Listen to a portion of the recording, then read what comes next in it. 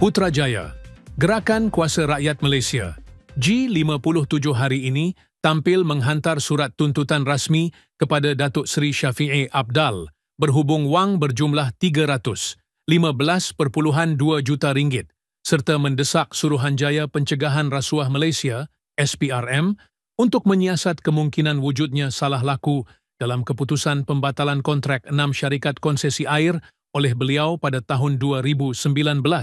G57 turut mendesak Shafie Apdal agar memohon maaf secara terbuka kepada seluruh rakyat Sabah susulan keputusan terburu-buru beliau yang telah menyebabkan kerajaan negeri terpaksa membayar saman berjumlah 315.2 juta ringgit kepada syarikat-syarikat terbabit. Akibat tindakan tersebut, rakyat Sabah turut menanggung penderitaan apabila berlakunya gangguan dan ketiadaan bekalan air setelah kontraktor loji rawatan air digantikan tanpa pelan gantian yang jelas dan tanpa kajian impak yang menyeluruh. Walaupun kerajaan GRSPH kini bertungkus lumus menangani masalah tersebut, namun punca sebenar isu ini bermula daripada tindakan Shafie Apdal sendiri yang membatalkan kontrak syarikat-syarikat pemegang konsesi dan melantik kontraktor baharu yang tidak berpengalaman dalam pengurusan loji rawatan air. Hari ini saya berdiri di sini bukan atas kepentingan politik, tetapi atas dasar tanggungjawab moral dan kasih sayang saya terhadap rakyat Sabah khususnya.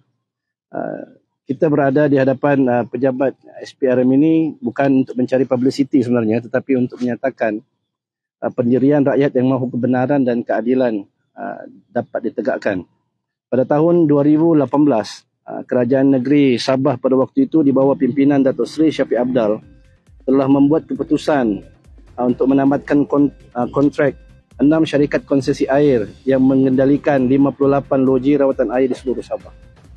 Keputusan ini dibuat tanpa pelan gantian yang jelas, tanpa kajian impak dan tanpa pertimbangan kesannya kepada rakyat Sabah khususnya. Akibatnya kerajaan negeri kini terpaksa membayar pampasan kepada 6 kontraktor sebanyak 315.2 juta. 315 juta ini bukan angka yang kecil. Ini adalah wang rakyat Sabah. Wang yang sepatutnya digunakan untuk membina sekolah, membaiki jalan, menyediakan bekalan air bersih, membantu rakyat luar bandar. Namun kini rakyat Sabah terus menderita. Walaupun kerajaan GRS PH bertungkus lumus cuba menyelesaikan masalah ketiadaan air di Sabah dengan mengaktifkan loji air dan pembinaan loji baharu, namun masih banyak kawasan yang terjejas akibat ketiadaan air. Beginikah hasil keputusan sebuah kerajaan yang kononnya membela rakyat merujuk kepada Parti Warisan Sabah. Lebih menyedihkan lagi, selepas penamatan kontrak itu, kerajaan warisan telah melantik pula kontraktor baharu untuk menguruskan rawatan air di seluruh Sabah. Berdasarkan maklumat yang kami terima, majoriti daripada syarikat baharu ini tidak mempunyai pengalaman teknikal. Malah ada yang dikaitkan dengan pimpinan Parti Warisan sendiri. Kalau benarlah dakwaan ini bukan sahaja satu kecuaian tetapi satu pengkhianatan terhadap amanah rakyat Sabah.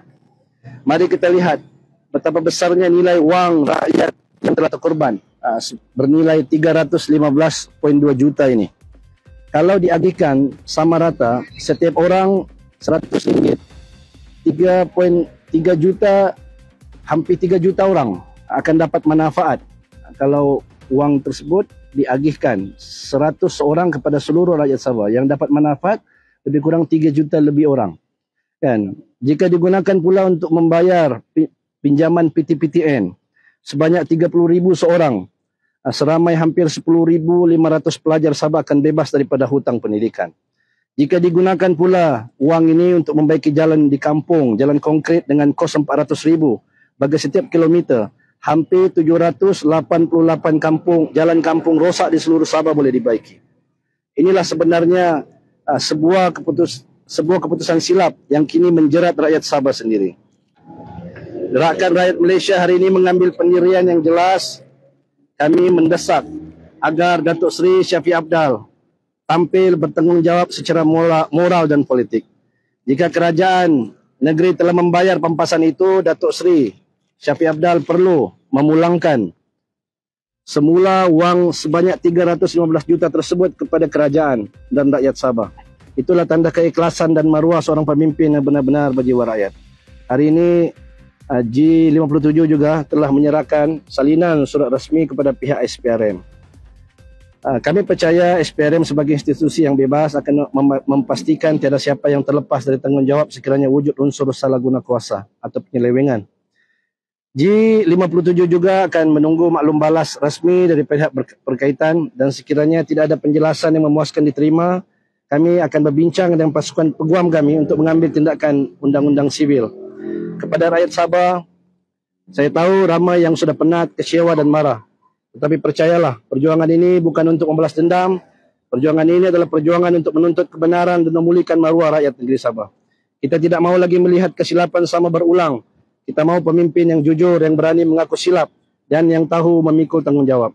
Hari ini saya berdiri bukan kerana benci tetapi kerana sayang pada negeri Sabah dan rakyatnya. Saya tidak mahu anak-anak Sabah membesar dalam keadaan negeri yang kehilangan ratusan juta ringgit akibat kecuaian manusia bernama Syafiq Apdal. 315 juta bukanlah milik parti, bukanlah milik kerajaan, tetapi milik rakyat Sabah. Dan kami tidak akan berhenti menuntut supaya uang itu dikembalikan kepada mereka yang berhak. Sekian, terima kasih.